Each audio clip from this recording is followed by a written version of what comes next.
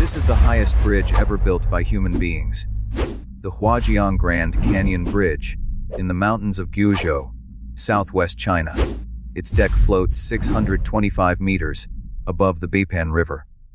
The main span reaches 420 meters between two towers of concrete and stone. 2,000 tons of steel, hung in open air, with nothing underneath it but a canyon. Cost, roughly 2 billion yuan, about $290 million. Numbers that big stop meaning anything, so try this instead. Stack the Eiffel Tower twice, and the top of it still doesn't reach the road surface. Drop a wrench off the railing, and it falls for 11 full seconds before the river takes it. Long enough to lose sight of it. Long enough to change your mind about leaning over. On most mornings you can't even see the bottom, because the clouds sit inside the gorge like water in a bathtub, and the bridge simply runs out over the top of them.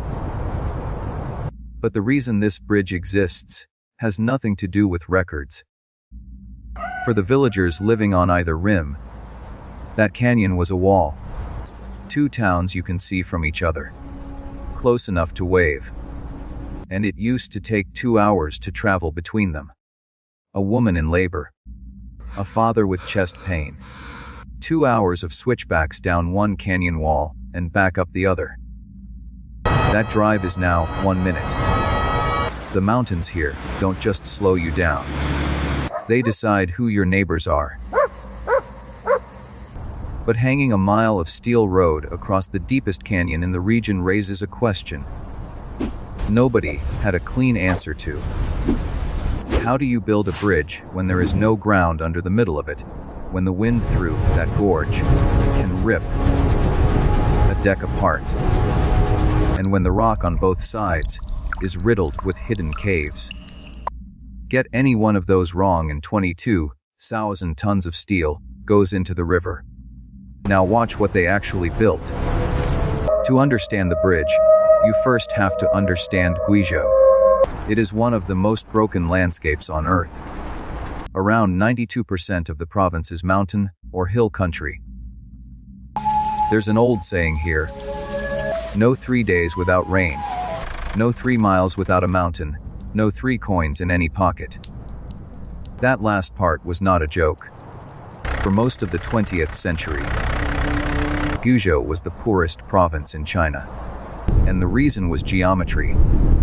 You cannot ship anything out of a place where every 100 kilometers of straight line distance costs you a day. Fruit rots on the way to market. Coal costs more to move than to mine. Factories don't come. You can build the best road in the world in Guizhou. It will still take you nowhere, because the terrain eats it. So China made a decision that sounds insane until you see the map. If the mountains won't let the roads through, put the roads above the mountains. Guizhou now holds close to half of the 100 tallest bridges on the planet. Nearly 30,000 bridges in a single province. It has become, quietly, the greatest concentration of high-altitude engineering anywhere in human history. And the last gap in that network was the Huajiang Grand Canyon. They call it the Earth's crack.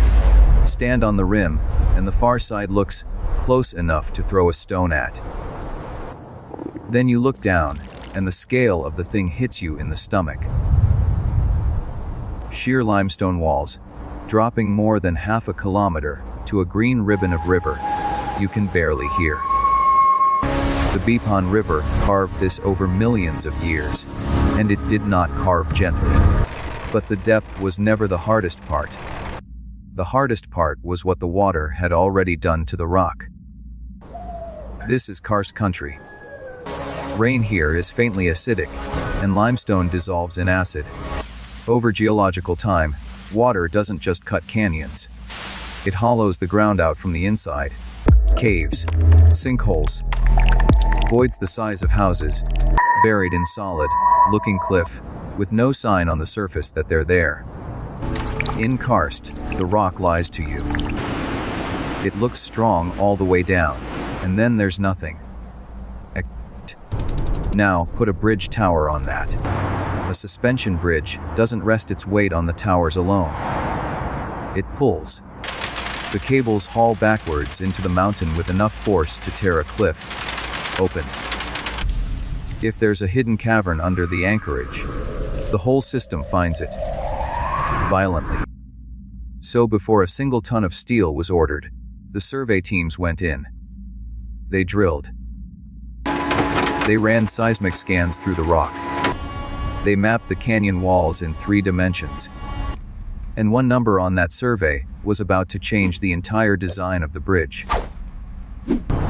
Before we get to it, understand what they were up against on the other axis. The wind. A canyon is not open sky. A canyon is a nozzle. Air pushed into a narrowing gorge has nowhere to go but faster, and the Huajiang funnels it hard. Design gusts here run to around 47 meters per second at deck level. That's over 170 kilometers an hour. Category 2 hurricane force, hitting a road suspended in midair. And wind doesn't just push a bridge. If the deck shape is wrong, wind teaches it to dance. Every bridge engineer alive carries the same piece of black and white film in their head.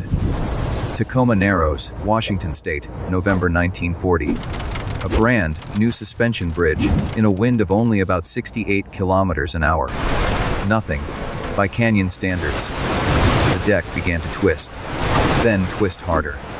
Each cycle feeding the next, the wind pouring energy into a rhythm the structure could not shed. It tore itself to pieces on camera. Nobody died, but the lesson cost the profession its confidence for a generation. Flutter is the nightmare. It isn't strength that saves you. A bridge can be strong and still shake itself apart. Expert. Now scale that problem up. A deck 1, 420 meters long, suspended. Half a kilometer of empty air beneath it.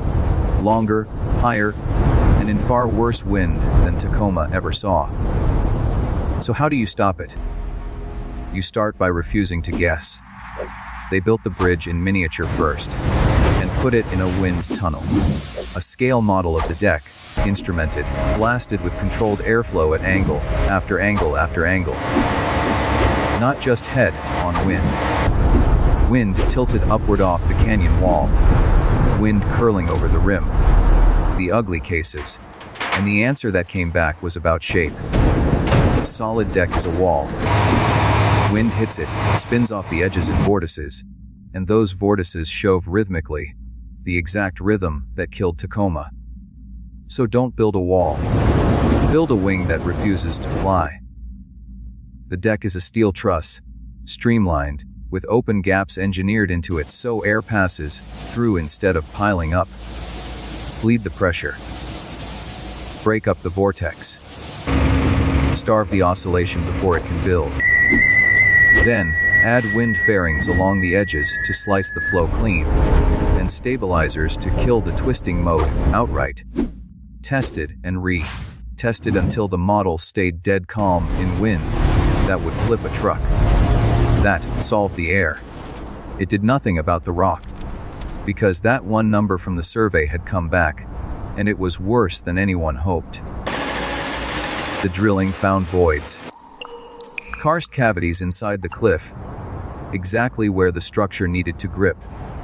Hollow rock under the heaviest pulling load on the entire bridge.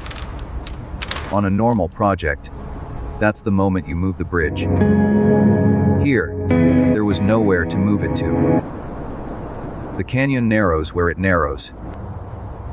Shift the alignment and the span gets longer. The loads get bigger, the problem gets worse. So they didn't move the bridge. They rebuilt the mountain. Grout injection.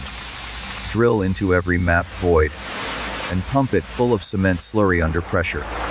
The slurry finds the cracks you didn't map, fills the fissures, sets. Hollow limestone becomes solid composite rock. Man-made geology. Then anchor into it, deep, and at an angle, so the load runs into the mountain, rather than trying to peel a slab off its face. We stopped treating the rock as a foundation and started treating it as a material, something you can improve. With the ground finally trustworthy, they could go up. And this is where the numbers stop being abstract. The main tower on the Zhenfeng side rises 262 meters from its base. That is a skyscraper, an 80-story building standing on the lip of a canyon. Except a skyscraper is built on level ground with cranes all around it and a city to deliver from. This one is built on a mountainside, at the edge of a 600-meter drop, where a dropped bolt is a lethal weapon. They poured the towers using climbing formwork, a mold that hauls itself up the structure it just created. Pour a segment. Cure it. Jack the formwork up. Pour the next. Meter by meter, the tower grows out of its own top. But at that height, concrete has an enemy nobody expects. Heat. Curing concrete doesn't just dry, it cooks. The chemical reaction is exothermic, and inside a thick pour the core can run tens of degrees hotter than the surface. Hot core expands. Cool skin doesn't. The difference tears microscopic cracks through the section. Cracks let water in. Water reaches the steel reinforcement. Steel rusts, swells, and splits the concrete from inside. A tower designed for 100 years starts dying in 10. So the pores are chilled from within. Cooling pipes cast directly into the concrete, circulating water, pulling the heat out as it forms. Sensors buried in the mass, watching the temperature gradient in real time. Keep the difference inside limits. Adjust the flow. Slow the pour if you have to. Boring work. Absolutely invisible. And it's the difference between a monument and a ruin. Meanwhile, on the far side of the canyon, the geometry changed completely. Because the two rims of the Huajiang are not the same. One side gave them competent rock close to the edge. The other side did not. So the second tower isn't concrete at all. It's steel truss. A lattice, over 200 meters tall, lighter for its strength and far kinder to the ground beneath it. Two towers. Two different materials. Two different structural philosophies, holding up one road. That is not indecision. That is the terrain writing the design. Every mountain gives you a different problem. If your bridge looks symmetrical, you probably weren't listening. Towers up. Anchorage is set. And now the single hardest question on the entire project. How do you get the first cable across? Stop and think about it seriously, because it's a genuine trap. You cannot build a temporary bridge. The canyon is 600 meters deep. You cannot float it across. The Bipan River at the bottom is a wild river in a gorge, not a shipping lane. You cannot carry it. A full main cable weighs thousands of tons. Everything that follows depends on getting one thin line from one cliff to the other. And the answer is almost absurd in its simplicity. You fly it. A drone carries a pilot line, thin, light, barely more than heavy fishing cord, from one rim to the other in a couple of minutes. A job that once meant boats, helicopters, or a rocket, done by a machine you could carry in a backpack. Then the multiplication begins. The pilot line pulls a stronger line. That line pulls a rope. The rope pulls a steel cable. The steel cable pulls a heavier one still. Each crossing doubles the strength. Within days, that fishing line has become a working steel lifeline across a canyon. From that, they string the catwalks, narrow mesh walkways slung under the future cable line. Imagine standing on one, 1.5 meters wide, steel mesh under your boots, and through the mesh you can see straight down for 600 meters. The whole walkway breathing under you in the wind. Cloud drifting past below your feet, not above your head. Men worked out there for months, in harnesses, doing precision work with numb fingers. The first week, nobody talks out there.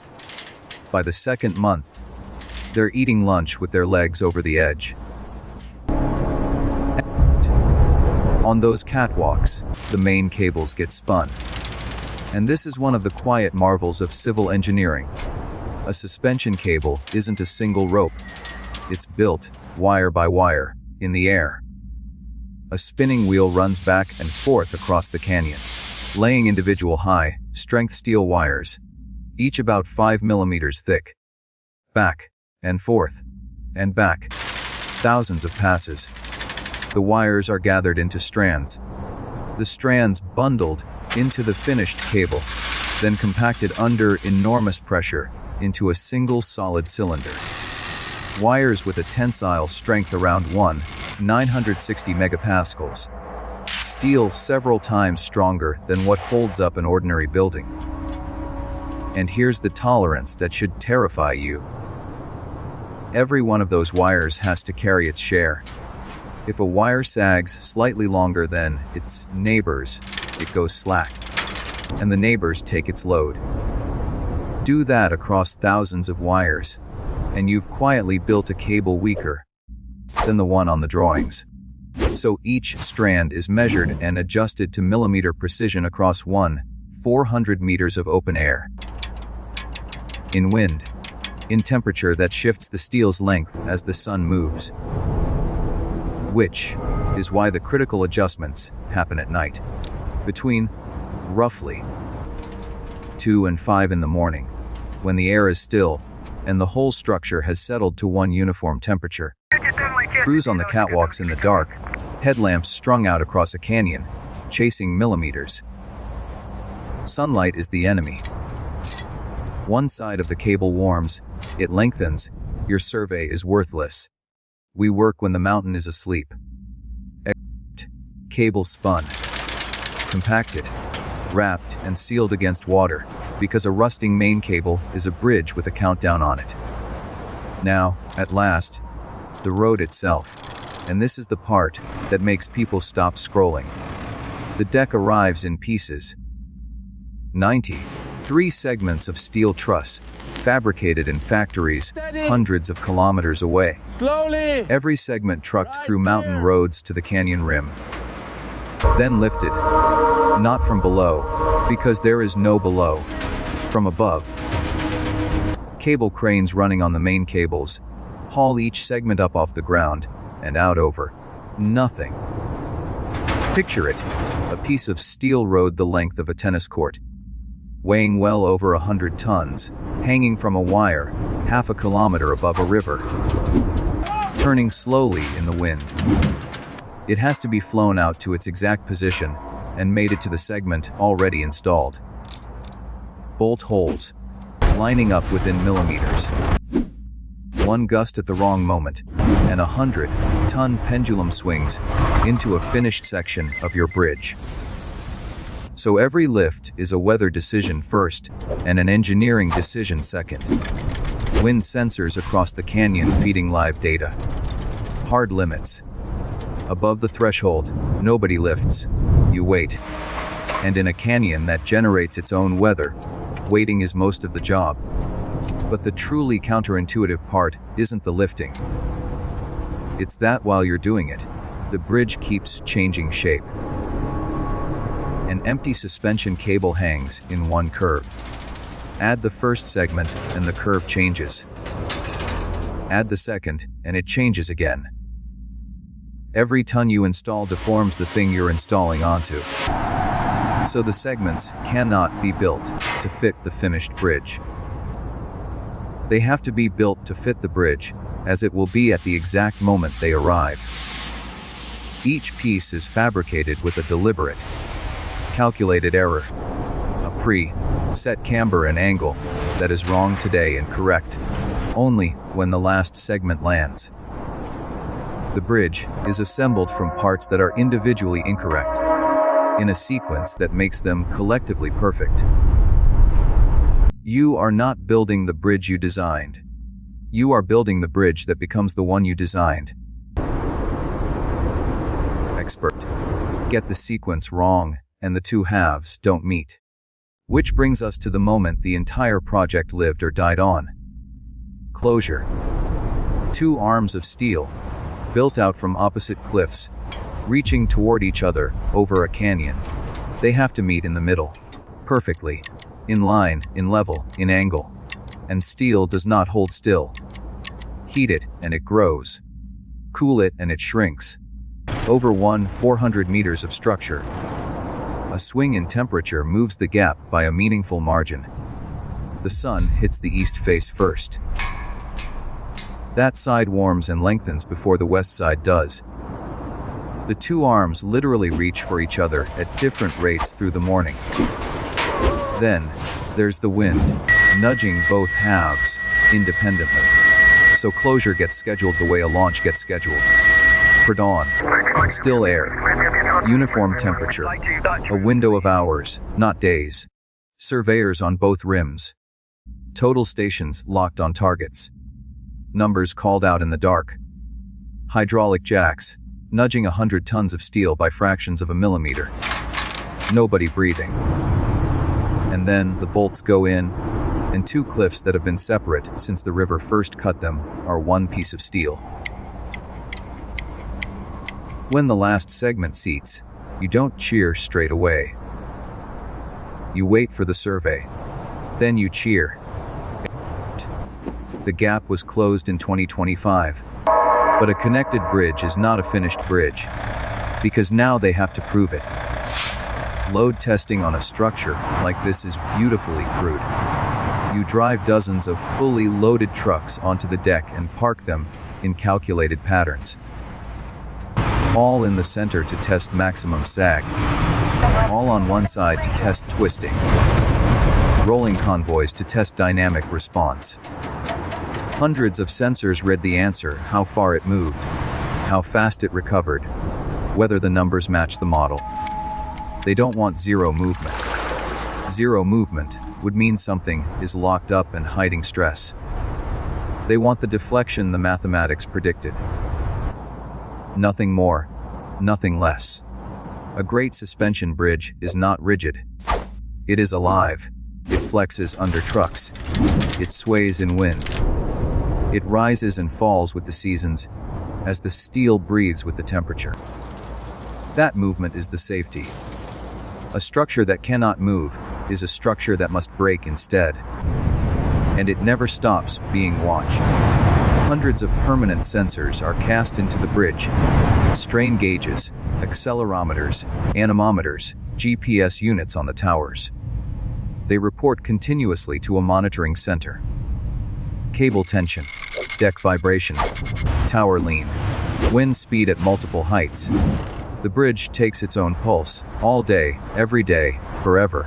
A modern bridge tells you it's getting sick years before you could ever see it. That's the real revolution, not the height. Expert. In September 2025, the Huajiang Grand Canyon Bridge opened to traffic. Deck height, 625 meters above the river. The highest bridge in the world. Taking the record from another bridge in the same province. Guizhou beating Guizhou. Main span, 420 meters. The longest span of any bridge in mountainous terrain on Earth. Around 22,000 tons of steel in the deck alone. Two towers of different materials, anchored into limestone that had to be turned into stronger rock before it could be trusted. Roughly 2 billion yuan. And a crossing time of about 1 minute. That last number is the whole point, and it's the one that never trends. 2 hours, down to 1 minute. For the people on those rims, that is not a statistic. It is a different life. The ambulance arrives in time now.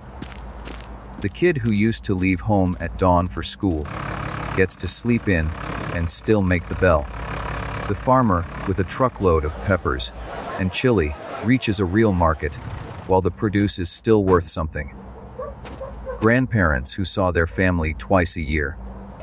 Now see them on a Sunday. For 60 years, I looked at that mountain. I never thought I'd drive over it before I died. And Guizhou did something clever with what it built.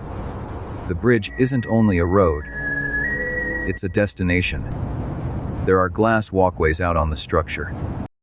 A cafe up in one of the towers. Elevators running hundreds of meters up inside the concrete. Look at the view. You can bungee jump from the deck. A jump so high that you fall for several seconds before the cord even notices you're there. The poorest province in China turned its greatest obstacle into the thing people buy tickets to see. Stand out on the glass at sunrise and the canyon fills with cloud. Below you, moving slowly, hiding the river completely. The wind comes up the gorge cold and constant, and you can feel the deck breathing under your feet. A slow, living movement in 2,000 tons of steel. Below you, nothing. Above you, nothing. And underfoot, a road. There's something worth sitting with here. For thousands of years, this canyon decided things for the people who lived beside it. Who they married. What they could sell. Whether the doctor got there in time. A landscape that big usually wins. And then a few thousand people, with cement and steel wire, and a drone carrying a piece of string, made it irrelevant. Not by conquering it. Nobody moved that canyon. They just stopped arguing with it, and went over the top. The record won't last. It never does. Someone is already drawing a higher one. But the minute will last. The ambulance will still make it. The peppers will still get to market. On summer evenings now, people drive out just to watch the sun go down from the middle of it. Kids press their faces to the glass floor and dare each other to stand in the center. Somebody's grandmother walks slowly to the middle, looks out over the clouds, and says it's nice. Then asks to go home for dinner. 625 meters of open air beneath her, and it's just the road home. If you want more impossible structures like this one, subscribe to Titan Build.